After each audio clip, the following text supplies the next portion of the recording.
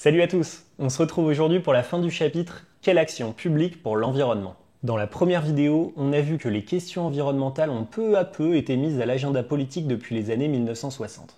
C'est-à-dire qu'elles ont été mises sur la liste des problèmes que les pouvoirs publics doivent résoudre. Mais une fois que cela est fait, qu'est-ce que les pouvoirs publics peuvent faire pour protéger l'environnement? Quelles politiques peuvent-ils mener?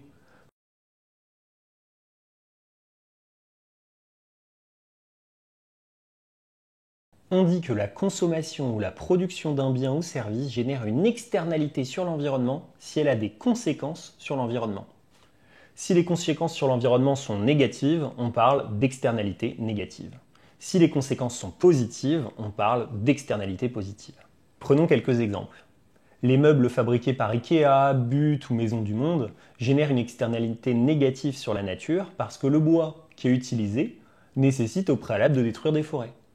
Ou encore la production agricole intensive génère aussi une externalité environnementale négative à cause des pesticides qui viennent polluer les rivières, les sols et les nappes phréatiques. Ou encore l'avion que tu prends pour aller en vacances qui génère aussi une externalité négative parce qu'il émet du CO2 dans l'atmosphère. Bref, la très grande majorité des dégradations de l'environnement sont tout simplement la conséquence indirecte de la production et de la consommation de biens et de services. Pour protéger l'environnement, les pouvoirs publics doivent donc lutter contre les comportements qui génèrent des externalités environnementales. Et pour cela, ils ont 3 instruments. Premier instrument, la réglementation. Les pouvoirs publics ont cette force de pouvoir réglementer, c'est-à-dire d'édicter de nouvelles règles que les consommateurs et les entreprises doivent respecter. Ces règles, ce sont les lois, les arrêtés régionaux et municipaux, etc. Pour protéger l'environnement, l'État peut ainsi tout simplement créer des règles qui obligent à adopter ou à ne pas adopter certains comportements. Par exemple, l'État peut tout à fait adopter une loi qui interdit l'utilisation de certains pesticides par les agriculteurs. Ou encore, il peut obliger les fabricants de meubles à replanter autant d'arbres que ceux qu'ils ont détruits. Mais tu dois noter qu'il n'est pas nécessaire de contraindre les entreprises et consommateurs pour qu'ils adoptent les bons comportements. Il peut tout à fait être suffisant de juste les inciter à adopter les bons comportements. Pour ça, rien de mieux qu'une incitation financière. Il existe 2 instruments incitatifs que l'État peut utiliser.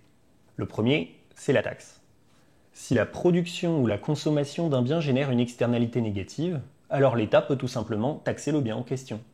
La taxe, c'est une somme d'argent versée à l'État à chaque fois que le bien est vendu. Elle peut être versée par l'acheteur ou le vendeur, ça n'a aucune importance. Dans les 2 cas, la taxe a pour effet d'augmenter le prix de vente du bien, ce qui incitera les ménages à se passer du bien. Par exemple, pour faire rouler ta voiture, tu as besoin d'essence. Et la consommation d'essence, c'est très polluant. Du coup, l'État a décidé de taxer l'essence à hauteur de environ 1 euro par litre. Ainsi, quand un individu met 1 litre d'essence dans sa voiture, il paie environ 2 euros. 1 euro va à la station-service et 1 euro à l'État. Du fait du prix plus élevé de l'essence, les ménages sont ainsi incités à moins prendre la voiture et davantage prendre les transports en commun. Symétriquement aux taxes, il y a les subventions. Si la consommation ou la production d'un bien génère une externalité positive sur la nature, alors l'État peut le subventionner. La subvention, c'est une aide financière versée à l'entreprise qui produit le bien ou au consommateur qui achète le bien. La subvention se traduit par une baisse du prix de vente, ce qui incite les ménages à davantage en consommer. Par exemple, les voitures électriques sont considérées peu polluantes et donc bonnes pour l'environnement. L'État a donc mis en place une subvention d'environ 4 000 euros versée à tous les consommateurs qui achètent une voiture électrique. La subvention a pour but d'inciter les ménages à acheter une voiture électrique plutôt qu'une voiture thermique. Et enfin, dernier instrument qui lui aussi est un instrument incitatif, le marché des quotas d'émissions de CO2. Voici son fonctionnement. Première étape, l'État détermine les entreprises qui sont concernées par le système de quotas. Par exemple, ça pourrait être toutes les entreprises qui ont un chiffre d'affaires de plus d'1 milliard d'euros. Ensuite, l'État distribue à chacune de ces entreprises des quotas. Détenir un quota autorise l'entreprise à émettre 1 tonne de CO2 au cours de l'année. Un quota, c'est donc finalement un droit d'émettre 1 tonne de CO2. Et la règle est simple, aucune entreprise n'a le droit d'émettre plus de tonnes de CO2 que le nombre de quotas qu'elle détient. Ainsi, si les pouvoirs publics distribuent peu de quotas, les entreprises seront obligées d'émettre peu de CO2. Et inversement, si les pouvoirs publics distribuent beaucoup de quotas aux entreprises, alors les entreprises pourront polluer beaucoup. On voit bien comment ce mécanisme permet à l'État de fixer la quantité maximale de CO2 émise par les entreprises au sein d'un marché ou d'un pays. Mais je ne t'ai pas tout dit. si on appelle ça marché des quotas? Il y a bien une raison. C'est parce qu'il y a un marché sur lequel les quotas peuvent être échangés. Les quotas distribués par l'État peuvent être échangés par les entreprises. Les entreprises qui émettent peu de CO2 et qui ont donc trop de quotas, les revendent sur le marché aux entreprises qui n'ont pas assez de quotas.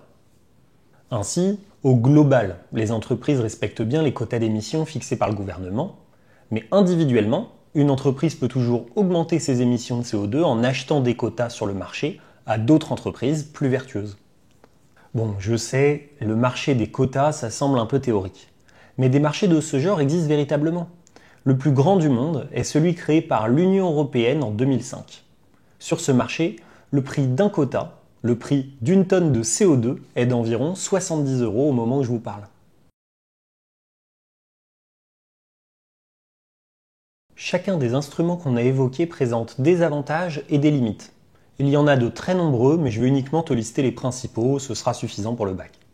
Commençons par la réglementation. L'avantage de la réglementation, c'est de permettre au pouvoir public d'agir rapidement pour atteindre ses objectifs. Par exemple, si l'État vote une loi qui interdit un pesticide qui pollue les rivières du Jura, la dégradation de la rivière cessera immédiatement. Mais l'inconvénient de la réglementation est qu'elle est contraignante. Elle ne laisse aucune option aux entreprises.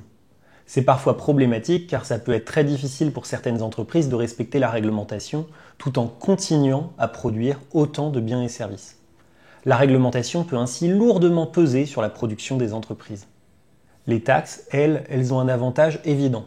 Elles permettent à l'État de collecter des recettes fiscales. Comme on l'a vu avec l'exemple de la taxe sur le carburant, à chaque fois que tu achètes 1 litre d'essence à une station-service, ça fait 1 € de recettes dans la poche de l'État. La limite des taxes est qu'elles sont généralement peu appréciées par la population. Je te rappelle par exemple que le mouvement des Gilets jaunes en 2018 a été déclenché par l'augmentation de cette fameuse taxe sur les carburants dont on a parlé dans ce chapitre. Pour les subventions, les avantages et les inconvénients sont inversés par rapport aux taxes. Le principal avantage des subventions est que les subventions sont généralement bien acceptées par la population qui a l'impression de gagner de l'argent. On n'a jamais vu une manifestation éclater parce que l'État avait mis en place une nouvelle subvention. Mais l'inconvénient des subventions est qu'elles coûtent cher à l'État. Et enfin, pour ce qui est du marché des quotas d'émissions, son avantage est que c'est un instrument moins contraignant que la réglementation, car les entreprises ont le choix entre deux options: réduire leurs émissions ou payer pour acheter des quotas supplémentaires. Néanmoins, cette méthode a aussi des limites. La première est que le marché des quotas d'émissions est compliqué à mettre en place, notamment parce qu'il est difficile et coûteux pour les petites entreprises de mettre en place les procédures pour mesurer la quantité de CO2 qu'elles émettent, puis pour acheter le bon nombre de quotas, à un prix juste et au bon moment sur le marché des quotas. Cela demande du temps et des connaissances, et ton voisin plombier, propriétaire de sa petite entreprise, a sans doute déjà bien d'autres choses à gérer. Bref, ce que tu dois retenir, c'est que le marché des quotas n'est véritablement adapté que pour les grandes entreprises. La deuxième limite est que le prix des quotas sur le marché des quotas est très fluctuant. Il varie beaucoup d'une période à l'autre. Sur le marché européen des quotas par exemple, le prix d'un quota, d'une tonne de CO2, il a varié entre 37 € et 74 € depuis 2021. Ce n'est pas confortable pour les entreprises puisqu'il est difficile pour elles d'anticiper combien ça leur coûtera d'acheter dans le futur les quotas dont elles ont besoin. Tous les instruments des pouvoirs publics ont une limite commune. Ils ne sont pas pleinement efficaces à cause de ce que certains économistes appellent un dysfonctionnement général de l'action publique. C'est une dénomination un peu barbare pour dire simplement que les politiques menées par l'État sont souvent inefficaces parce qu'elles ne forment pas un ensemble cohérent. En effet, la protection de l'environnement n'est pas l'unique objectif des pouvoirs publics.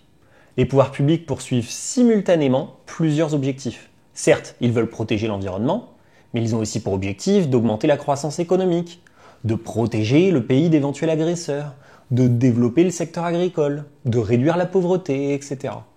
Et parfois, ces objectifs, ils sont contradictoires entre eux, ce qui réduit leur efficacité. Et si on se concentre sur les politiques environnementales, elles se heurtent tout particulièrement à ce problème.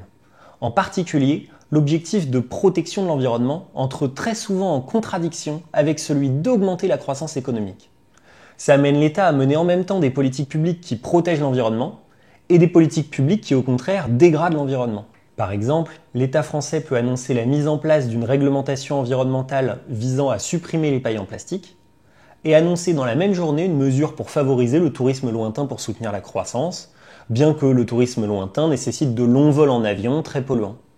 Les politiques en faveur du tourisme lointain vont alors contrebalancer les effets de la politique environnementale, ce qui va l'empêcher d'atteindre ses objectifs.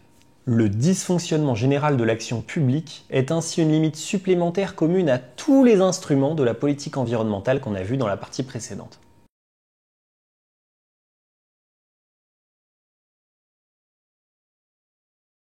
La protection de l'environnement concerne toute la planète. Mais les dégradations environnementales ne sont pas de la même nature selon les endroits. L'environnement n'est pas dégradé de la même manière et n'est pas dégradé pour les mêmes raisons au Mozambique et en France, ou même en Bretagne et à Paris. Les réglementations, les taxes et les subventions environnementales doivent donc être adaptées selon les lieux. Et ça pose une grande question. Comment décider à quelle échelle agir? Comment décider si une réglementation doit s'appliquer au niveau mondial, au niveau national, régional ou même seulement d'une ville? Généralement, la politique environnementale est articulée de la manière suivante. Les objectifs des pays sont fixés à l'échelle mondiale. Mais les mesures concrètes pour atteindre ces objectifs sont fixées à l'échelle nationale ou locale. Si la mesure environnementale est prise à l'échelle nationale, ça veut dire qu'elle s'applique de manière identique partout dans le pays. Si la mesure est prise à l'échelle locale, ça veut dire qu'elle s'applique de manière identique partout, soit dans une ville, un département ou une région donnée. Par exemple, les objectifs de réduction d'émissions de CO2 de la France ont été fixés à l'échelle mondiale. En effet, lors des accords de Paris de 2015, la COP21, les 195 pays participants se sont mis d'accord sur l'objectif suivant, limiter le réchauffement planétaire à 2 degrés par rapport à l'ère pré-industrielle il y a 200 ans. Pour contribuer à l'effort collectif, chaque pays s'est engagé à atteindre des objectifs précis.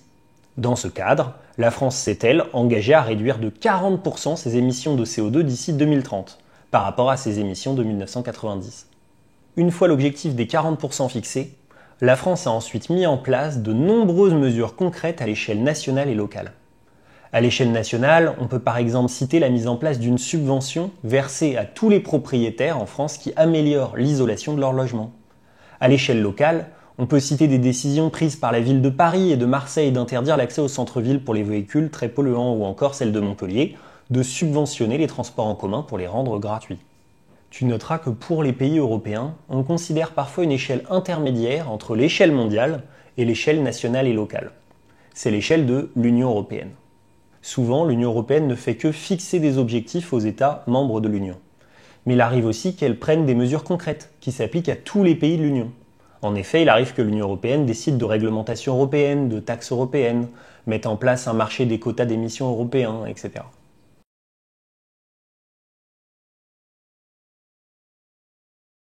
Pour protéger l'environnement, depuis 40 ans, les pays du monde entier tentent de coopérer en signant des accords environnementaux internationaux. Un accord environnemental international est tout simplement une réunion à laquelle participent les représentants de très nombreux pays dans le but de fixer les objectifs de chaque pays pour protéger l'environnement. C'est-à-dire pour limiter le réchauffement climatique, réduire la pollution de l'eau, de la terre et de l'air, protéger les animaux, etc. Les COP, qui ont lieu chaque année et dont tu as déjà entendu parler, sont des parfaits exemples d'accords environnementaux internationaux. Petit problème, on remarque que les accords internationaux pour protéger l'environnement manquent cruellement d'ambition. Ils sont notamment bien insuffisants pour empêcher le réchauffement climatique. L'explication vient du fait que l'environnement est un bien un peu particulier. C'est un bien commun. C'est-à-dire qu'il est non excluable, qu'il appartient à tous, et qu'il est rival. C'est-à-dire que lorsqu'une personne ou un pays l'utilise, cela affecte la qualité ou la quantité qu'il reste pour les autres. Si tu as besoin, je rentre plus dans le détail dans le cours écrit dont le lien est en description, mais ne te prends pas trop la tête. Ce que tu dois comprendre, c'est que l'environnement a 2 particularités. 1. Il est impossible d'empêcher un pays d'utiliser l'environnement, de le dégrader. Et 2. Lorsqu'un pays dégrade ou protège l'environnement, tous les pays en supportent les conséquences. Par exemple, si la Chine pollue énormément l'atmosphère, ou au contraire que la Chine fait de son mieux pour ne plus du tout polluer. Dans les 2 cas, cela affecte tous les pays du monde. Et c'est à cause de ces spécificités que les accords internationaux pour protéger l'environnement sont insuffisants. Ces spécificités pèsent sur les accords internationaux à 2 niveaux. Premièrement, elles font que les pays ont intérêt à se comporter en passagers clandestins. C'est-à-dire que les pays ont intérêt à ne pas signer les accords, ou alors à les signer puis à ne pas respecter leurs engagements. Pourquoi ? Tout simplement parce qu'il est impossible d'empêcher les pays qui refusent de participer aux efforts de protection de l'environnement de bénéficier des bonnes actions des autres pays. Imagine que l'Europe, l'Afrique et l'Asie font d'immenses efforts pour moins polluer, tandis que les États-Unis n'en font aucun. Tous les pays bénéficieraient dans les mêmes proportions de l'arrêt du réchauffement climatique. Même les États-Unis qui n'ont pourtant rien glandé. Bref, le coût des efforts de protection de l'environnement est supporté individuellement par chaque pays. Mais les gains liés à ces efforts, eux, sont collectifs. Donc la meilleure stratégie, la plus rationnelle, c'est de se comporter en passager clandestin. Chaque pays a intérêt à ne pas s'impliquer dans la préservation de l'environnement pour ne pas en supporter les coûts, tout en comptant sur les autres pays pour faire le nécessaire. Dit autrement, chaque pays a intérêt à se comporter comme les États-Unis dans notre exemple. Concrètement, chaque pays a donc intérêt à ne pas signer les accords internationaux, à faire en sorte de se voir fixer des objectifs plus faibles que les autres pays, ou encore de ne tout simplement pas respecter les objectifs fixés. Ce qui fait que les accords internationaux sur l'environnement sont souvent insuffisants. La deuxième raison qui fait que les accords internationaux environnementaux manquent d'ambition est liée aux inégalités entre les pays. On l'a dit, l'environnement est un bien commun. Donc quand un pays dégrade l'environnement, tous les pays en supportent les conséquences. Et depuis 200 ans, ceux qui ont le plus dégradé l'environnement, ce sont les pays développés, qui ont connu une très forte croissance économique. Dans cette perspective, les pays en développement estiment que c'est avant tout les pays développés qui doivent faire les efforts nécessaires pour protéger l'environnement. Les pays en développement ont donc négocié dans les accords internationaux d'avoir des objectifs allégés par rapport aux pays développés, d'avoir des objectifs plus faibles, alors même qu'ils seraient en théorie capables d'en faire davantage. Problème, bien que ça puisse sembler juste, ça explique en partie pourquoi les accords internationaux sont insuffisants. Allez, c'est tout pour ce chapitre, n'hésite pas à aller voir la fiche de révision que je t'ai mis en description. Merci d'avoir suivi jusqu'au bout et à bientôt!